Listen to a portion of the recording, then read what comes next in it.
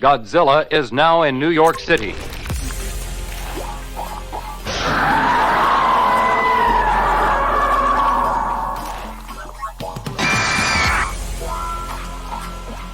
Monster 01 and 02, commence the attack.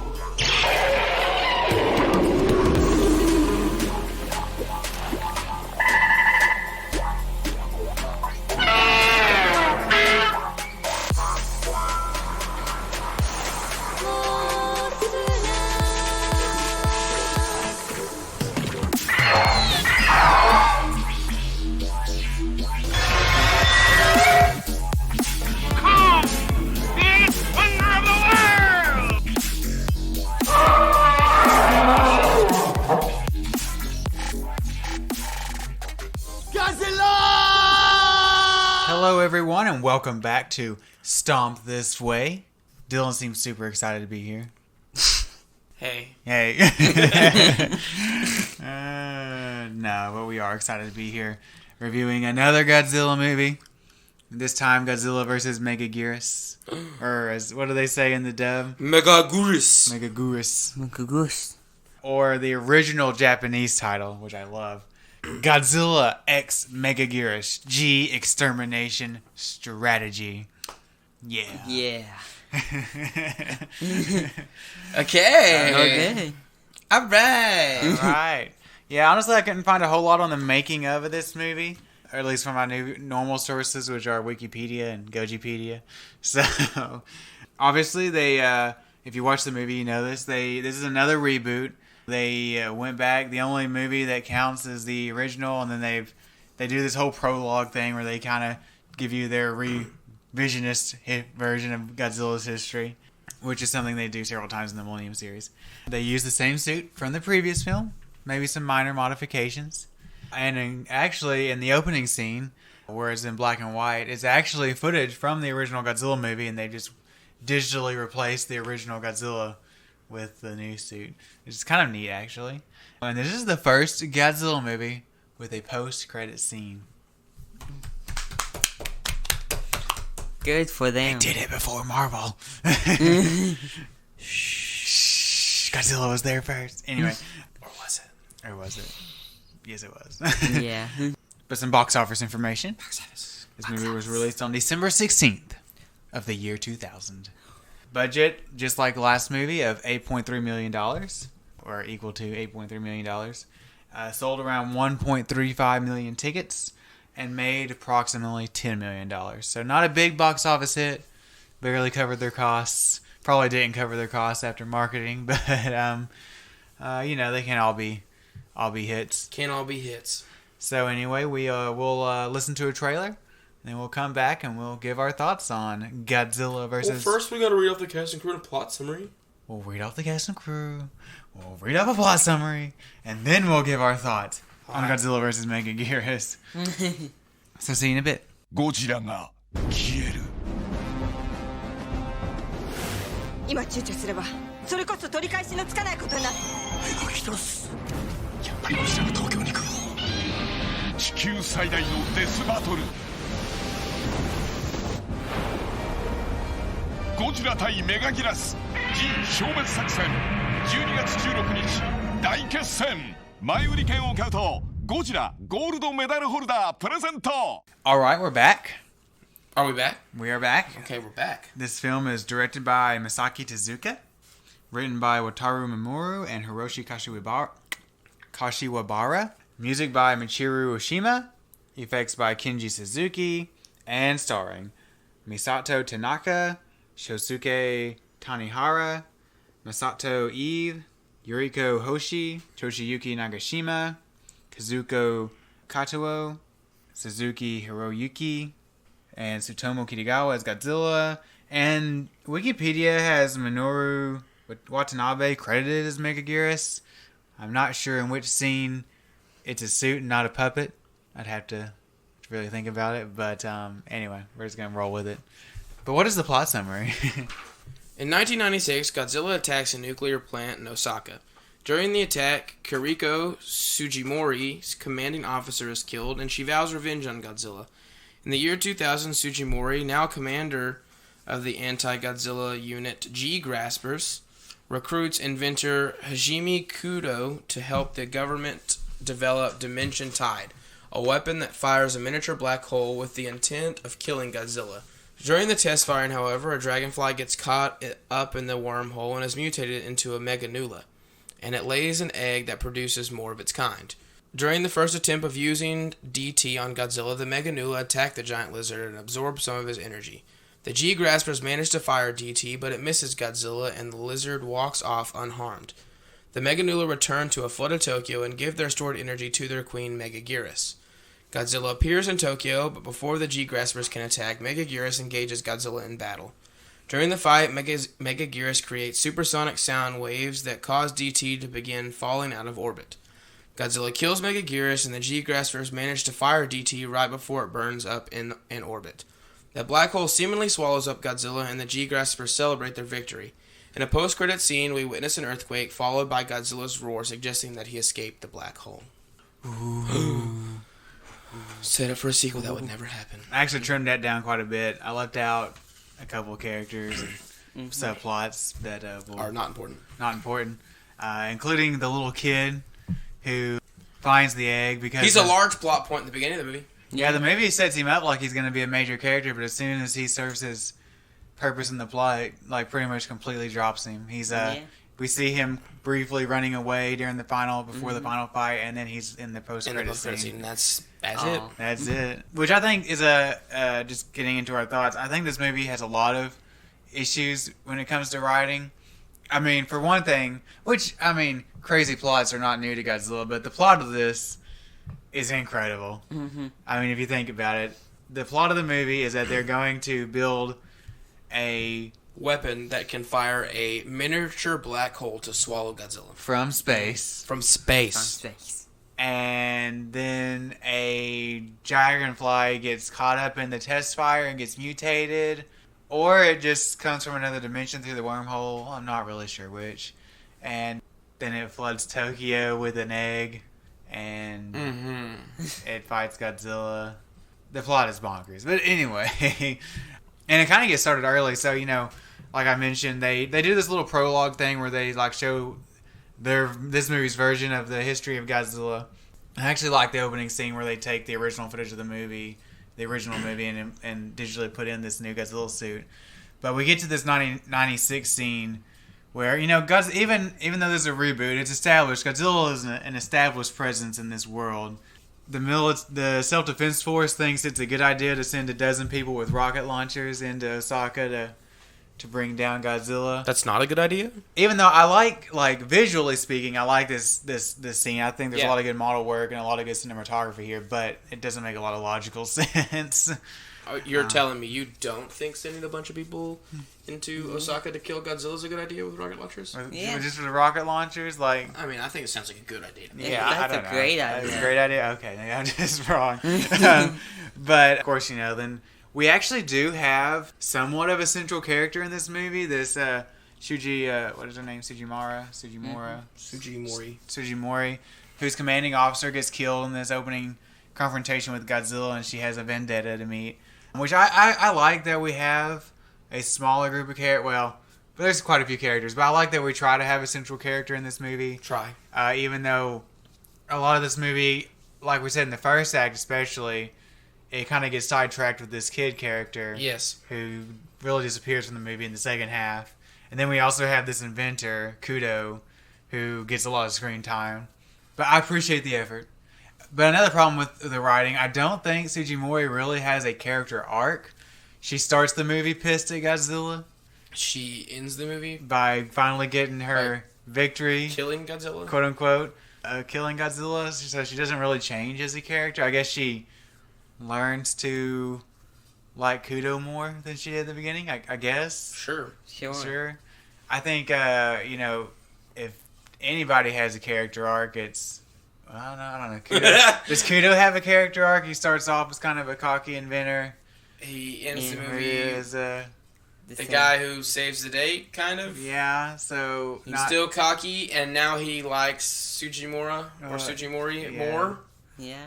I guess not really much. There's not many character arcs in this movie. No. Characters don't develop No, and change. they don't develop at all. So yeah, I think that's a flaw in the writing. It definitely does have problems with trying to create a central character, what you Yeah. think is going to be a central character, and then not focusing on that character enough. And then actually, writing in a story about her or for her. after this Osaka scene in the beginning, I think the movie it really takes a while to get rolling. I mean, we don't even see like, oh well, I'll say this: the Godzilla and the Megaguirus, like all the little flying dragonflies, don't even meet until the 57-minute mark when we have this scene on the island. So almost an hour into the movie before Godzilla even has a confrontation with any type of dragonfly, and then the Megaguirus, like adult Megaguirus, the queen or whatever, doesn't show up until an hour and 8 minutes into the movie. Of an hour 46 movie, so there's only like 38 minutes left when fully formed Megaguirus shows up, and there's not a lot of action before that scene on the island. I mean, we have Godzilla, them following Godzilla underwater. We had actually a pretty cool scene, I guess, where they go out to the sea to check out this dead dragonfly, and Godzilla shows up under him, and the scene where Sujimori gets on Godzilla and fires the tracking bullet. That's kind of cool. It's actually a pretty cool scene with some good visual work there. But I mean, other than that, it's kind of when we have this kid that's our main focus of the first act of the movie for the most part, and basically his whole point of being in this movie is to get the egg, drop the egg in the water. Yeah, in the sewers of Tokyo or whatever. So that's the it whole then point. Floods Tokyo, and then we have a monster. Other than that, he's not important to the movie. I want to be like, why couldn't they have another character do that? Why even put this kid in the movie? How did Tokyo flood so fast? Like, Tokyo flooded, like, overnight. Like, they show the water spouting out of the sewer system, but, man, it, like, flooded overnight. I'm like, nobody noticed it before Tokyo was halfway underwater. But whatever. Anyway, so, yeah, I think the movie, it kind of has trouble staying focused on characters. And then, I think tonally, it's kind of weird. Like, sometimes it's pretty dark. And then a lot of times it's really goofy. Especially when we get to this final fight, which I think is kind of funny, and it keeps me entertained. Like, we had the scene where, I mean, you can tell like the personalities and attitudes that Godzilla and Megaguirus each have. Like, you have the scene where Godzilla gets thrown under the building, and you can tell Megaguirus is like thinking about knocking that giant yellow thing on his head, and he's like pretending to like he's gonna hit it with his claw or his pincher before he actually does. And then there's a scene where he's like, I think that's the scene where he like smiles before he does it or something. And then Godzilla, when he finally gets ticked off enough, Godzilla gets up and he does this charge and he shakes his head, and then he like at one point he like an infamous scene where he like jumps up in the air and body slams Megaguirus into the ground. Yeah, we go from like borderline Showa era like slapstick rubber suited monster fights to a movie about a lady who's pissed off about Godzilla killing someone she looked up to. Tonally it's a little back and forth, although I will say, like I said, I do think that the final fight's entertaining. I mean, it starts with 30 minutes left to go in the movie, so there's a lot of action at the end of this movie to make up for the lack of action before. It's entertaining, even if it's tonally all over the place. And actually, Megaguirus is killed.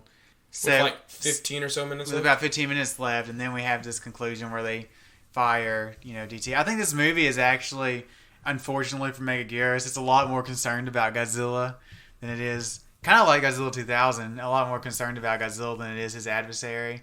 And kind of like in the Sea Monster, where I never felt that Ebra really stood a fighting chance against Godzilla. I really never feel like Megaguirus can really harm Godzilla. I mean, Megaguirus puts up a better fight, but you can tell like is constantly avoiding Godzilla's beams and everything. Like, and then Godzilla just gets one good hit with his beam after he bites his stinger off, and he's dead. So not one of the stronger Godzilla villains. I don't ever feel like Godzilla's in any real danger from Megaguirus. Although I really enjoy the scene on the island when the Megaguirus are swarming him, and he's like trying to knock him off, and he's ramming into the mountainside, and he's using his tail, and then he burns them off. That's a lot of fun. So I think there is some fun to be had with this movie. I just think there's some writing issues, some plot holes, and some plot contrivances that really kind of drag it down. I don't think it needed to be an hour 46. They probably could have shaved 15, 20 minutes off. 15, 20 minutes off of it and it'd been a better movie. Cut out the whole subplot about the kid. Yeah, could have. That really kid subplot. I mean, like he's the whole reason he's You in could this have movie. made another character do that easily. Yeah, you could have had one of the G-graspers like stumble upon the egg or something, or just have the dragonfly put the egg in the sewer itself. Like, I don't know why they felt like they needed this kid if they weren't going to do any more with him than what they did. That's kind of a weird choice. But anyway, we didn't write it. So. We didn't write it. That's true. When are we going to write a Godzilla movie? Never. Never? Okay. But anyway, I think, does that cover our thoughts on the plot? Yeah. It's a little subpar. Not bad. Not terrible. Not It's got terrible. entertaining moments, but I mean, for the most part, it's lackluster. We're kind of lackluster. So you ready to move on to creature design? Creature design. So we'll start with The king. the king himself, Godzilla. Same basic suit as last time. I still like him. Yeah. His spines look less purple this time around, more pinkish maybe. More pink, yeah, Pinkish. a little brighter or something. Yeah, maybe. His teeth, I think they've kind of yellowed them and made them a little more pronounced. Maybe He's more consistent in color this time around. Yes, he is. That's for sure. Instead of what they did in the last movie, trying to like mat him onto live action sets. Yeah. Like legitimate places. Yeah. And he looks weird colors. He is a consistent color during this movie. Yeah, that's a good thing. That's nice. There's even a couple of full CGI shots of him, It's which like a grayish green. look a lot better than I think they did in Godzilla 2000. But overall, Godzilla's still pretty cool. Still pretty cool. Moving on to the Mega New Lawn, which are the first things we see that attack the people in the alleyway. Mm-hmm. Kind of creepy looking. We don't see much of it. Its mouth is really weird. It opens the way it opens and stuff. But it opens the way it opens. Yeah. I forgot. I was going to talk about this earlier. They try to do like a horror scene with it, like out of Alien or something, and not very successful with the tension part of it. But they tried. It's kind of gross though, where it like spits that black goo on their face and stuff. Definitely got some Alien vibes where she picked up the headphones and like the drool was dripping off of it or whatever. But anyway, They do this weird like pop up behind jump scare type thing that doesn't work. It's not very successful as a jump scare, no. But anyway, and then it molts into the Mega New La, which are the flying ones, which most of the shots we see of them are pretty poorly rendered CGI shots, so you don't get to see a lot of detail. I do see the one that they made, like the dead one floating on the water, that actually looks pretty cool, and I think they actually did a pretty good job with that. Yeah, but for the most part, I mean, it's just like a weird dragonfly thing with a stinger. With a stinger. And then finally we get to Megaguirus, who I actually think Megaguirus looks pretty cool. He's kind of a dragonfly. He, she, whatever it is. It doesn't have dragonfly wings per se. It does have wings, but to me they're more butterfly-ish. Yeah, and I don't think dragonflies have clamps, pinchers. No, and I'm pretty sure they don't have stingers either. Yeah. But that aside. It's got like a really hard exoskeleton type thing going on. It's very angular and pointy and sharp looking. Yellow streaks down its back. Yeah, it's pretty cool looking. It's cool. The big red eyes. I kind of like it. Cool. Well, I like it. Pretty sick for an insect. For an insectoid. Although I don't really understand how it can create supersonic waves by flapping its wings really fast. We don't question it. It's mutated in. Sure. Sure. And I like the fact we can't question that if we're questioning a movie about a giant, 100 foot tall lizard walking around. So yeah, that's true. That's true.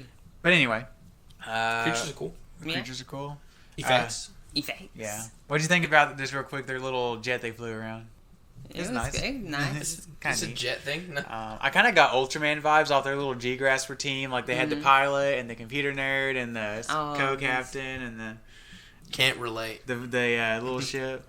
Then the new guy. And then the new guy, that they were bringing in. Like, all it was missing was Kudo turning into Ultraman, and it would have been a team right out of Ultraman. Can't relate, never seen it. Oh, man, you're missing out. But anyway, so special effects. They're better than the last time around. They're better than the last time around because they built more sets. It did build more sets, models. and the model sets are mostly pretty good. Yeah, I like the building sets. I don't think I saw really any bad ones. So no, I mean, I was pretty impressed with the build. They built some big buildings for Godzilla to destroy and for Megaguirus to destroy. I'm impressed with. I don't know how they did it, but I'm impressed with how they created a flooded Tokyo. I don't know how. Yeah, I think it was a combination of a set and then some matting of some fake buildings onto it, and some rear projection and green screen shots. They did a pretty good job with that. And the scene that we talked about earlier, where they're checking out the dead dragonfly, and Godzilla comes up under the water under them, like they actually do a pretty good job of interacting Sugimura with Godzilla. I think the visuals on that scene are actually pretty good. It doesn't look bad. She doesn't look matted too weird on it. Yeah, she's matted onto it, and then they built like a section of Godzilla's skin for her to like crawl up on, and I think it works pretty well actually. But there is a lot of CGI in this movie, and a lot of it's pretty rough. The CGI on any of the aircraft vehicles is a little rough. The CGI on the Megaguirus is pretty rough. Yeah. Really rough. Yeah. The CGI on the full CGI Godzilla is better than the last time. It's around. better. It's not great. good. It's not great. But It's and then better. they do like, I guess it's supposed to be like Megaguirus' vision, like when you're looking from Megaguirus' point of view, like they slow the frame rate way down. It's kind of odd, makes the movie. I don't know. It's kind of weird. I don't know if I like it or not. But And then the like computer simulation graphics, they look a lot better. Yeah. So we're stepping up. The black hole stepping effects. up in the world. I like the black hole, like when it's coming down through the sky and you can see like the clouds and the debris getting sucked up into it. I think that's actually pretty cool. Works pretty well. The scenes with the satellite falling through space are kind of rough. But mixed bag on effects. I think more good than bad. Yeah, this definitely time more around. good than bad. Especially compared to the last time around. So I'll give him a thumbs up for that for the most part. Score by I like the score. Michiru Oshima. I actually really like her score here. I mean, her Godzilla theme especially is really menacing, and I like her new theme for Godzilla. I think it works really well. Although you did comment that when that one piece of music, there is one piece of music in it. They played it a couple times.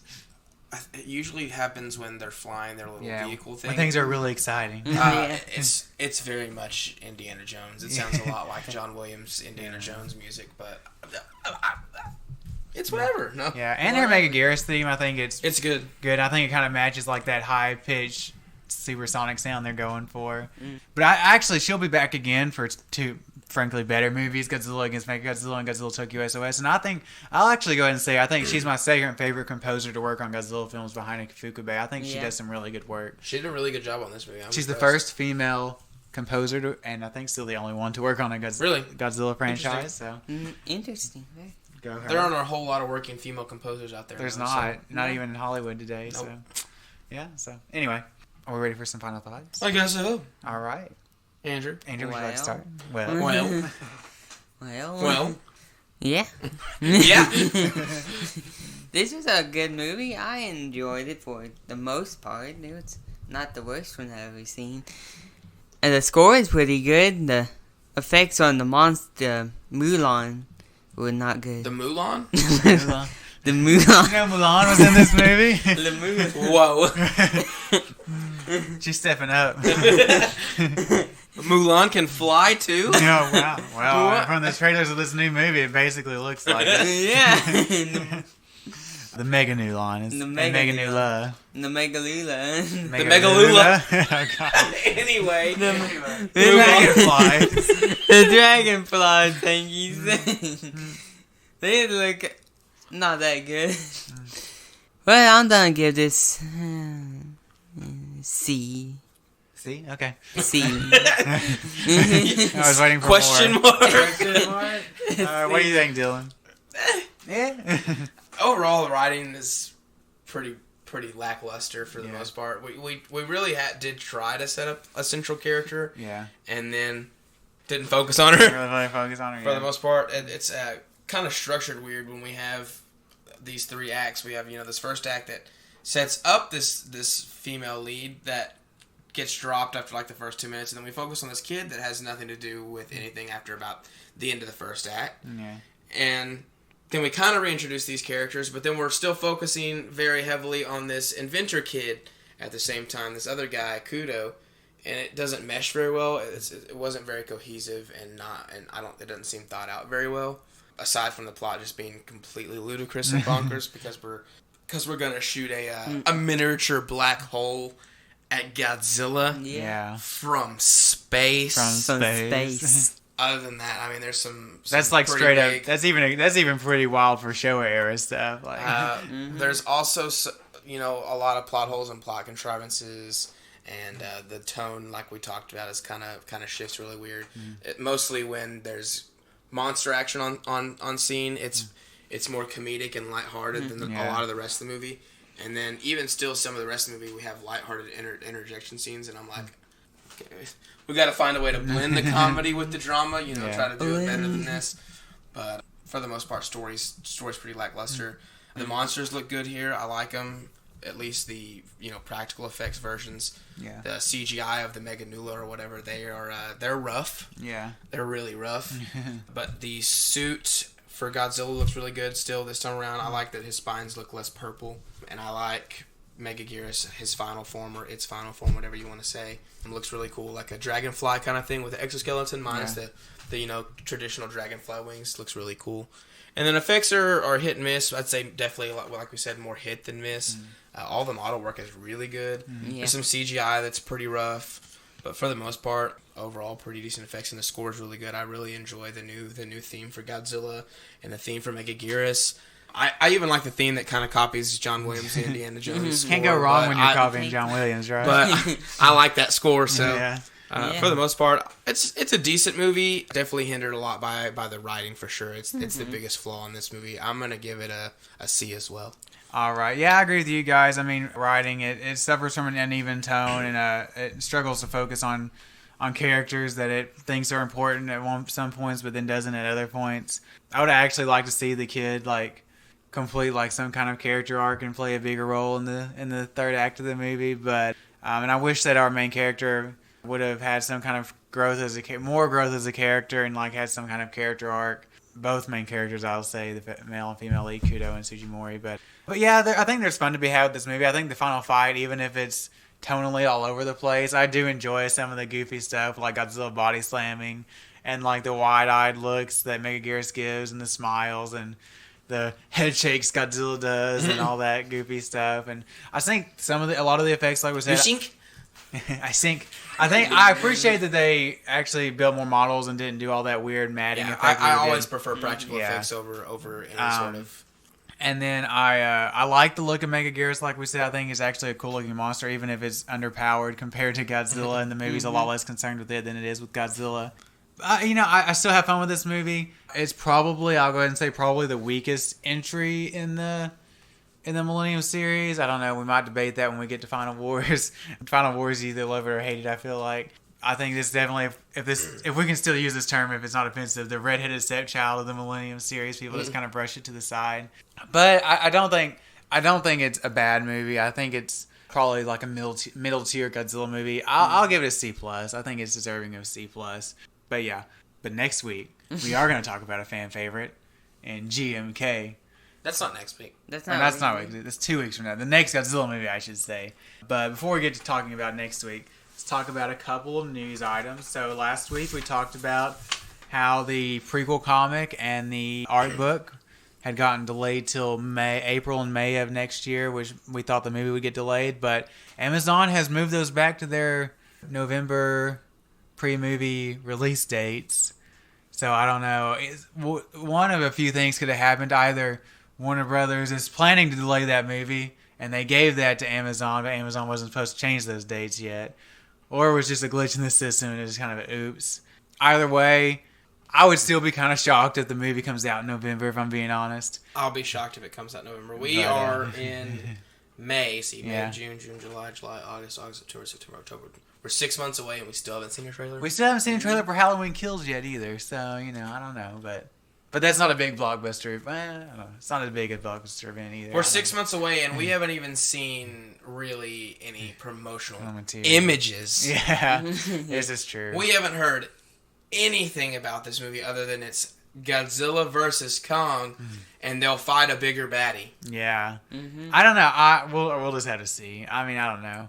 But anyway, my Ultraman Ace Steelbook came in, and it's just as nice as the other ones. Ultraman Ace. Still got the fancy little booklet, walks you through all the episodes and stuff like that. Yeah, if you guys haven't watched Ultraman Ace, I would suggest give it a watch. It's a good show, era Ultraman show. It actually has, for the first half of the show, spoiler alert, has two people, a boy and a girl, combined to form Ultraman. So kind of the first female Ultraman, kind of, sort of. sorta. But anyway, it's an interesting watch. So that's out. Which also reminds me, I think I've already mentioned this, but Neo Ultra Q will be their next release in August.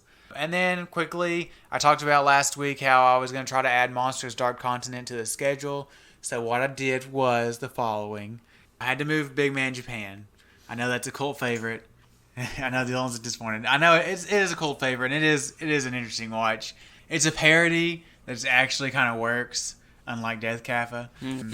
So I moved it to the tail end of the schedule for now. I'll probably try to move it back up so we can watch it sooner at some later date. But so we're gonna watch Monsters, followed by Godzilla. Final Wars, Really? followed by Monsters Dark Continent, then followed by the 2014 Godzilla movie. So I've never seen Monsters Dark Continent. I've heard it's pretty bad, but we're gonna watch it. So anyway, oh boy! But before that, we're gonna watch next week. What were we gonna watch? Next week is next week is Frankenstein Conquers the World. Frankenstein Conquers the World, because the reason is there's a reason this time. There's a reason? Because Baragon plays a somewhat major role in GMK, and we're gonna watch his introduction movie in Frankenstein Conquers the World, where a giant Frankenstein, fights Baragon. Okay. Okay. That sounds ridiculous, but just wait. And then we're gonna watch GMK, Godzilla, Mothra, and King Ghidorah, Giant Monsters All Out Attack. And then it's a mouthful. That is. And then we're gonna watch the pseudo sequel to Frankenstein Conquers the World, or the Gargantuous, which is a fan favorite, I feel like. So followed of course by Godzilla against Megaguirus. Because we've already done versus. We've already done versus. Yeah. And Terror. I think in Japan it was called Godzilla X Mechagodzilla. Like this is in Japan called Godzilla X Megaguirus. But and when Sony released their DVD of it, they called it Godzilla against Mechagodzilla. But anyway, whatever. It's whatever. So lots of exciting stuff coming up on the podcast. Lots of good movies. Hopefully. We'll see what Dylan. Fingers crossed. But aside from that, I think that's really all we had for you this week. Yeah. Don't forget that if you just love listening to us, we also have a YouTube channel that we do. Dylan and I have been putting some work into lately, especially Dylan. We have reviewed the Back to the Future trilogy over there. Yeah, we have. The third one should be up sometime later this week. That's right. But talking about this podcast, we are up on social media, I believe. Yeah, we're up on Facebook, Instagram, and Twitter. We're at Stomp This Way on all those platforms. So make sure you give us a like or follow. Be sure to tell your friends about us if you like hearing us talk about giant monster movies. That's right. And you can contact us directly at stompthisway1954@gmail.com. Yes, sir. And if you want more information on the podcast, you can always visit our website, which is www.stompthisway.podbean.com. Yes, sir. And over there you can see that schedule I was talking about, which is always kind of fluid, but it should be solid for the next few weeks. You can also over there see backlogged episodes as well as grades for those backlogged films and whatever news Aaron can keep us updated with. I haven't been good at keeping up the news. I'm going to try to sit down this weekend and kind of update the news section, but yeah, I want to thank everybody again. We've done really well in listenership this month. Really exciting times here at the podcast, and we're going to continue to try to go strong.